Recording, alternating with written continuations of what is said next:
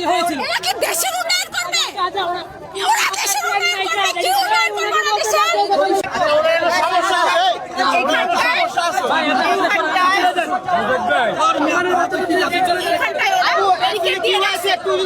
বাইকগুলি সব ওইখানে দাঁড়ানো, ওখানে অনেকগুলি অ্যাম্বুলেন্স দাঁড়ানো, হসপিটাল থেকে বের হয়ে ওখানে সবাই দাঁড়ায় আছে। এখান দিয়ে চলে যাবো না বলছে, যেতে দিব না। তোমাদের কি বাবার রাস্তা এটা? আপনার বাবার রাস্তা?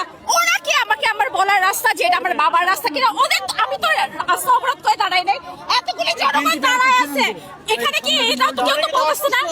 হ্যাঁ, অসুস্থ আছে, বাচ্চা আছে, বাচ্চাগুলি কাঁদতেছে গাড়ির মধ্যে বসে বসে।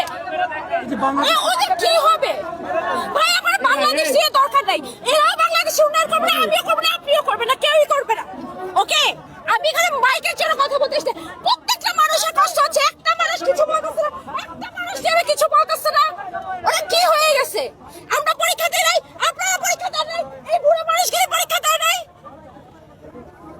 গতকালকেও সাফারার, আজকেও সাফারার। এখানে এতগুলি হসপিটাল, এটা তো এটা একটা হসপিটাল এরিয়া। মানুষের তো অসুস্থ। কোনো কিছু হলে রাস্তা অবরোধ। কেন কেন অবরোধ হবে? রাস্তা শুধু রাস্তা কি ওদের বাবার? আমাদের বাবার না, ওদের বাবার রাস্তা না, এটা গভর্নমেন্ট প্রপার্টি, ওদের কিছু না, এটা জনগণের রাস্তা। আপু শিক্ষার্থীরা বলছেন তাদের দাবি মানলে এখানে কোনো দাবি নেই। আজকে একটা দাবি পূরণ করেন, কালকে আরেকটা নিয়ে দাঁড়াবে, পরশু একটা দিয়ে দাঁড়াবে। আর এডুকেশন নিয়ে কিসের দাবি আমার? আমি যদি পড়াশোনা করি, আমি যদি রেজাল্ট ভালো করি, ভাই মানুষজন যাচ্ছে না বাইরে, পিএইচডি কি করতেছে না ওরা?